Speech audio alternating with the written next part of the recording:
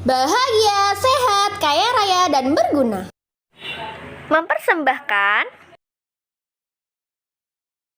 Assalamualaikum warahmatullahi wabarakatuh. Waalaikumsalam warahmatullahi wabarakatuh. Kan kita kemarin udah Zoom sama Coach Arifin. Jadi di sini aku mau ngejelasin apa yang udah aku tangkep dari Zoom Coach Arifin kemarin. Nah, Coach Arifin kemarin kan ngejelasin mengenai tugas kita yang ada 3 itu. Jadi kita mulai dari yang BRM, brand mapping. Apa sih brand mapping itu? Brand mapping itu adalah proses untuk memposisikan brand kita di mata masyarakat. Kayak gitu. Gimana? Proses untuk memposisikan brand kita di masyarakat. Jadi tujuan pembuatan brand mapping ini sendiri adalah untuk menguatkan brand kita. Kayak gitu. Proses memposisikan brand kita di mata masyarakat. Kayak citra kita di mata masyarakat gitu. Bisa ditulis aja Mbak penjelasan. Oke. Proses memposisikan.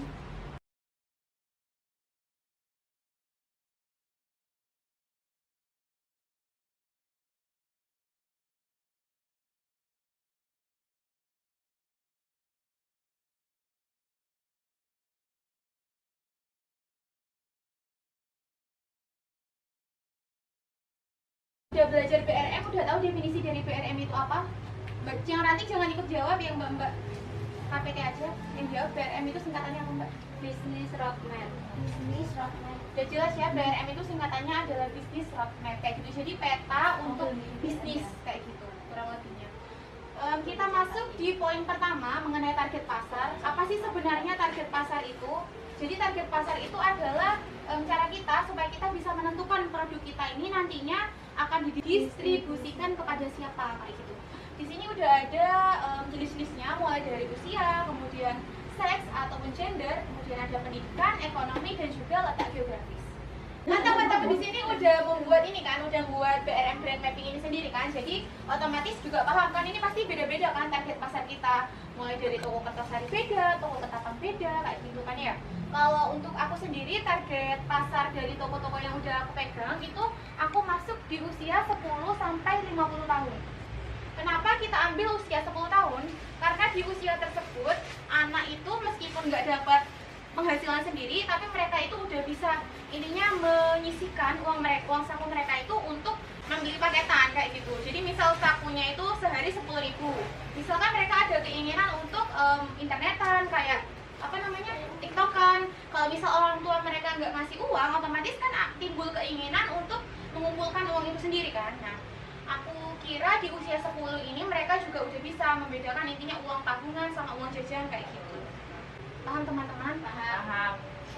Selanjutnya kita lanjut ke gender atau seks. Ada pria dan juga wanita. Kalau ini sifatnya global ya, karena pria sama wanita kebutuhan internetnya juga sama. Semuanya sama-sama butuh internet. Kan internet sekarang menjadi kebutuhan hidup kan, karena dari internet kita semuanya itu bisa tahu apapun, mulai dari sosial media, kemudian berita-berita yang sedang viral kayak gitu. Jadi bahkan di seks ini sendiri transgender pun masuk kayak gitu. Jadi pria sama wanita untuk seks itu sendiri. Oke, selanjutnya kita masuk ke sub pendidikan. Di pendidikan karena aku ambil usia 10 sampai 50 tahun, aku ngambil pendidikan itu mulai dari tingkat SD sampai dengan kuliah. Karena usia 10 tahun itu kan masih masuk kelas SD kan kayak gitu.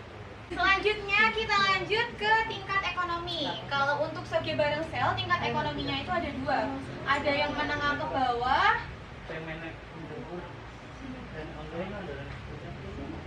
terus ada yang menengah ke atas. Kenapa kita ambil 2 ini? Karena harga-harga di Soge Barengsel itu ada yang harga murah, terus harga mahal. Jadi masuk ke menengah ke bawah juga. Misal menengah ke bawah harga yang 10.000, 15.000. Untuk yang menengah ke atas itu yang harga mahal-mahal. Jadi di Soge Barengsel itu ekonominya masuk 2. Jadi menengah ke bawah sama menengah ke atas. Kita multifungsi, semuanya bisa masuk. Terus untuk geografisnya sendiri, letak geografis sendiri ini lebih ke kayak pas kita buka toko gitu loh. Jadi kita kan sebelum cara trading kan ada tutorialnya sih, harus menentukan syarat letaknya wajib strategis kayak gitu. Nah, letak strategis itu melingkupi wilayah apa aja sih? Kalau menurut aku wilayah itu dikatakan strategis itu kalau misal dia dekat dengan Indomaret. Kenapa dekat dengan Indomaret? Karena Indomaret itu merupakan pusat kebutuhan. Jadi Indomaret itu kan pasti ramai. Kalau toko kita itu dekat dengan Indomaret, otomatis toko kita ini pasti kena imbasnya gitu loh, ya kan? Seperti itu. Jadi usahakan dekat Indomaret, nggak harus 5 langkah dari Indomaret, tapi pastikan area situ tuh ada Indomaret terdekat. Oke, selanjutnya pastikan dekat dengan pasar. Pasar, kemudian ada keramaian, pokoknya intinya usahakan letak geografis dari kontrakan yang kalian cari itu dekat dengan wilayah-wilayah ramai. Intinya tempat-tempat perkumpulan milenial ataupun pusat perdagangan kayak gitu. Selanjutnya masuk ke poin 2. Poin kedua itu Mbak di sini aku mau tanya keinginan konsumen yang biasanya di toko itu kayak apa aja? Mbak itu siapa namanya? Mbak siapa namanya? Niar. Biasanya sampai nggak ada customer di toko, misal di toko kita nggak ada itu apa? Keinginan customernya itu kayak gimana? Kalau di luar toko kan nggak ada casing kan, Mbak. Biasanya kesana orangnya cari casing, kalau nggak cari casing cari TV biasanya. Kayak gitu kan di sana nggak ada ya. Berarti Saya langsung sama sekolah. butuh produk yang lengkap kayak gitu kan ya Mbak. Ya. Terus apa lagi Mbak Niar? Udah sih Mbak, kebanyakan itu yang dicari. Nggak cari kuota besar harga murah gitu bisa? Ya. Gitu. Ya. Oke. Mbak Yunita ada tambahan mungkin? Bebas regis. Oke, bebas regis. Terus kalau misal mereka butuh bebas regis, kita ngerevisin boleh nggak Mbak? Nggak boleh ya. Wajib ada kakak KTP lengkap teman-teman. Terus apa lagi nih? Saya aku mau tanya ke Mbak. Itu sampingnya Mbak Niar itu Mbak siapa? Ya, kebutuhan customer selain ini Mbak apa lagi Mbak sama yang sering temui di toko? Eksisnya unlimited. Ada ono. Ada lagi Mbak tambahan? Packing menarik. Packing menarik jadi. Apa? SPG yang komunikatif.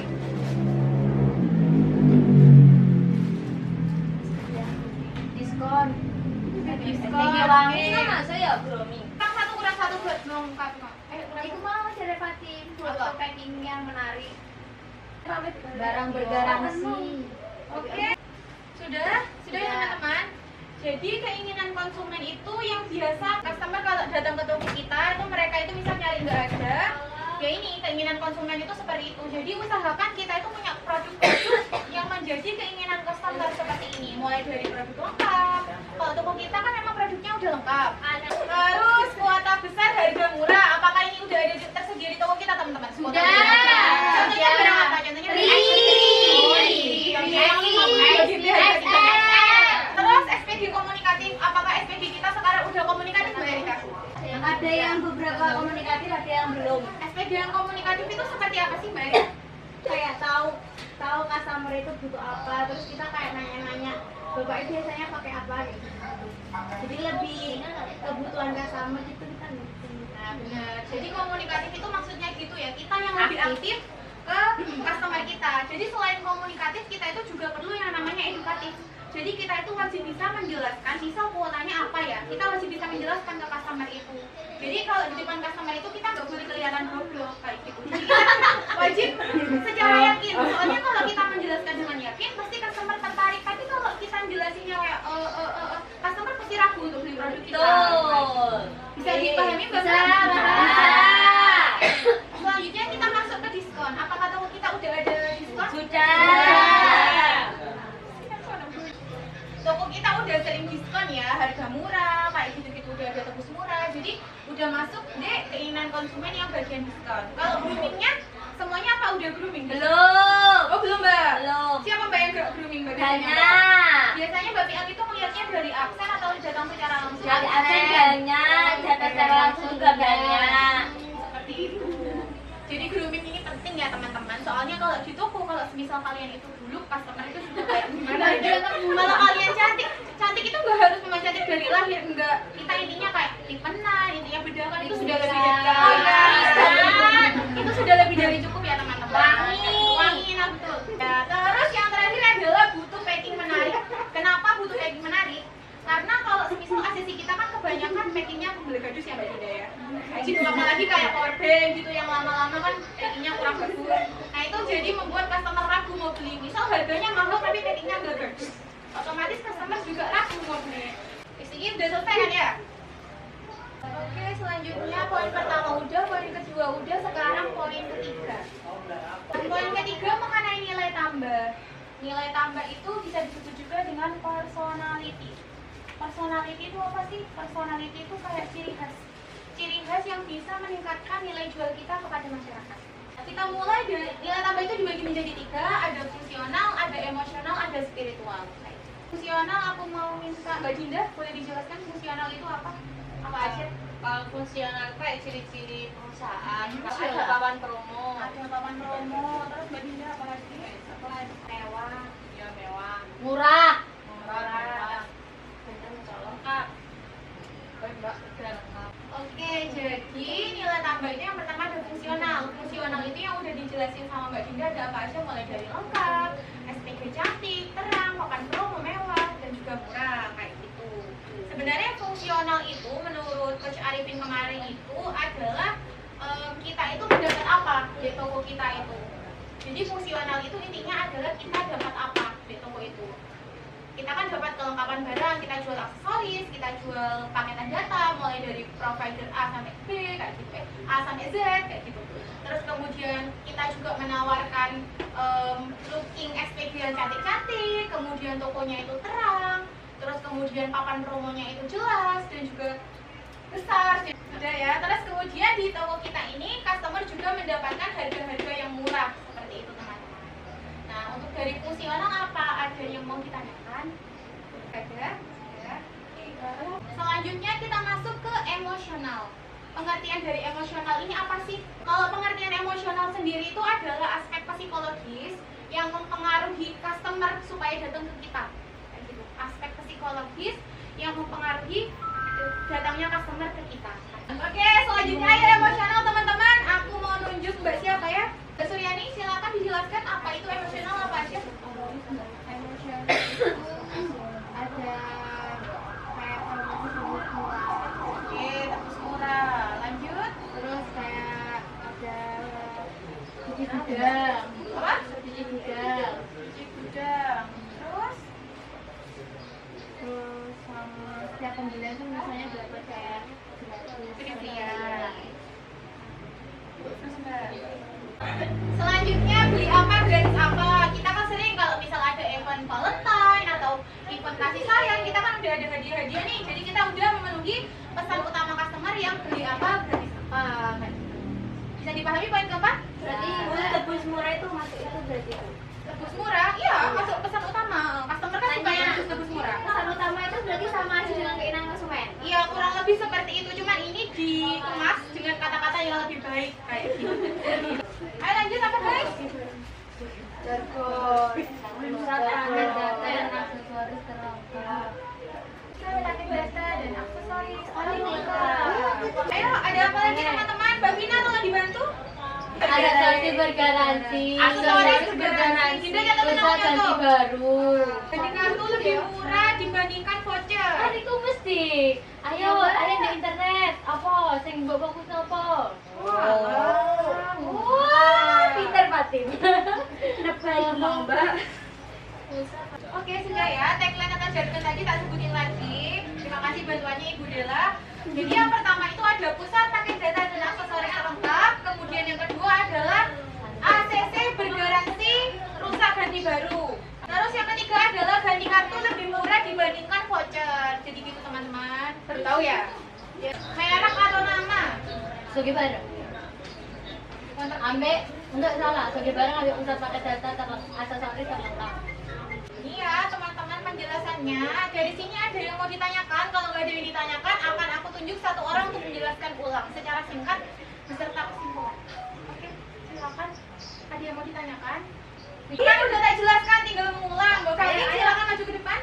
Salam dulu dong. Assalamualaikum warahmatullahi wabarakatuh. Waalaikumsalam warahmatullahi wabarakatuh. Aku mau menjelaskan tentang BRM. Kepanjangannya BRM itu apa? Business Road Management.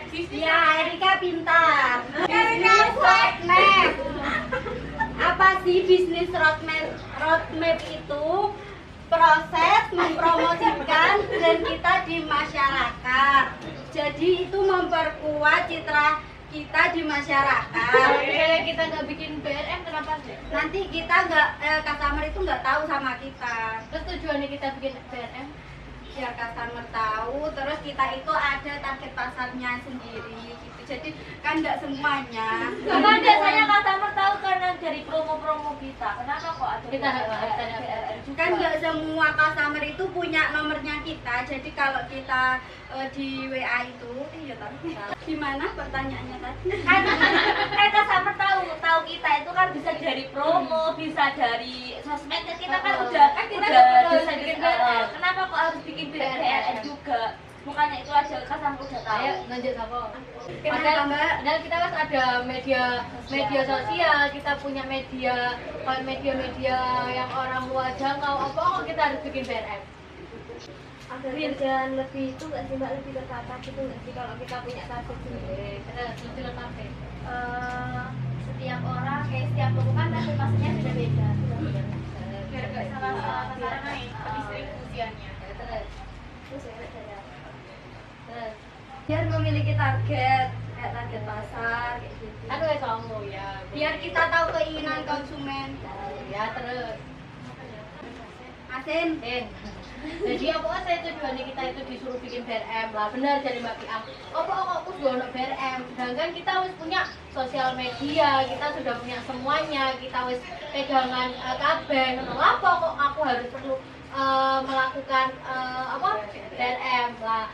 Tujuan BRM sendiri itu benar katanya Mbak tadi buat mau kita mau ya lebih tertata, terus lebih Terus kita itu jadi kita harus tahu kita ini udah punya perencanaan gitu. Jadi fungsi dari BRM sendiri itu adalah perencanaan untuk kita ke depannya. Jadi nggak cuma angger-angger gaya BRM, iki misal tambahmu, dan itu pun harus kita lakukan. Nggak cuma, jadi kita itu mau beresin kerjaan ini mesti dalam BRM kita, wis ngerti apa targetnya kita ke depannya. Jadi semua itu kita baca dari BRM kita. Mungkin kalian kan bikin BRM cuma angger air, ya enggak? Ya. Nah aku sendiri BRM itu adalah kunciku untuk ngerjain target Target kerjaku. kita ke depannya gitu kan. Oh iya. Jadi wes kaya rumusku, iki lho cekelanku, iki lho kunci utamaku ku ada di BRM ku. Nah, jadi lek misalnya kon ape ngerjain apa-apa, deadline-mu apa, terus kon ape ndelok tokomu ya wes kuncine itu adalah di BRM ini. Sudah lanjut. Boleh lanjut. BRM yang pertama itu ada target pasar. Target pasar itu siapa yang datang ke toko kita. Jadi kan kalau yang datang di toko kita itu ada usia mulai usia 10 sampai 50. Terus mulai dari pria sama wanita. Bu, Apa? itu usia 10 tahun berarti kan masih good ya Bu, apa dia bisa beli paketan? Ada. Tadi itu kan memang nggak punya penghasilan sendiri, tapi itu bisa menyisihkan uang sakunya dia Mbak. Dia beli di toko kita itu mulai dari anak SMP, SMA, kuliah, pegawai juga ada. Terus tingkat ekonomi yang datang di toko kita itu ada menengah ke bawah dan menengah ke atas. Maksudnya gimana itu Mbak? Seperti kalau yang menengah ke bawah itu belinya kuota yang murah-murah, contohnya Exis yang 10.000. Saya itu. Kalau untuk yang menengah ke atas pakai XL yang kuota besar harganya mahal. Selanjutnya geografis ini sama dengan database itu tokonya kita itu dekat apa gitu, dekat buat Indomaret. faktor menjadikan kita begitu apa? Siapa yang mengunjungi daerah kita, keramaian apa? Jadi keramaian apa yang ada di toko kita? Contohnya di Congkeng ada Indomaret. Terus kalau di pasar ada, di Lateng juga ada pasar. Terus dekat sekolahan kayak gitu. Nomor 1 titik 2 kebiasaan yang beli di counter kita itu seperti apa? Contohnya ada orang yang suka game, berarti kan cari kuotanya yang kuota game. Terus kalau untuk guru-guru carinya kuota belajar kayak gitu. Terus untuk ini YouTuber, contohnya kita orangnya itu cari tripod kayak gitu. Sudah, terus Yang kedua ada keinginan konsumen, contohnya customer itu pengen produk yang viral-viral, itu bisa, ini nggak ada. Nah, ikilah. apa sih? Produk viral. Terus cari yang ada diskonan. Ini contohnya. Ada pertanyaan lah? Bu, ada. Ada. Kalau semisal nih, kan dari grooming itu perlu dibuka konsumen. Perlu, Karena kalau SPG-nya nanti bau kan customernya tidak nyaman. tapi kalau kayak gitu Masih banyak yang terus kalau seperti kayak gitu misalnya nggak grooming terus terobosannya kayak apa? Ada, sampean sediakan make up bisa. sudah pernah disediakan tapi hilang semua. Mbak, kan saiki orangnya berbeda, banyak yang baru. Coba diadakan lagi make upnya. Anu aja Mbak, diwajibkan untuk membawa make up. Jadi kok absen. Oh iya, terus kan kebanyakan mayoritas kan orang Indonesia kan Pak kulitnya berbeda Bu, itu seperti apa? Beli skincare. Bukan Allah. glowing, itu tidak harus putih, yang penting bersih, yang penting wangi. Anu aja Mbak, bawa Lumayan toko. lipstick, parfum. Ini yang wajib dibawa, harus ada absen. Selanjutnya nomor 3, nilai tambah. Nilai tambah itu ciri khas. Nilai tambah itu ada 3, fungsional, emosional, dan spiritual. Contoh fungsional, kota lengkap, SPG-nya cantik, papan promo murah. Maksud dari SPG cantiknya apa sih Bu? Bermake up kayak lipstikan. Langsungnya salah Itu paham. sing warna ungu. Ya. Tulis. Yo, masuk sing Terus emosional itu program penjualan ya Mbak. Tebus murah, cuci gudang, free-freean. Terus spiritual itu kayak jargonnya kita, sebagai barang peduli sama grebek rumah karyawan.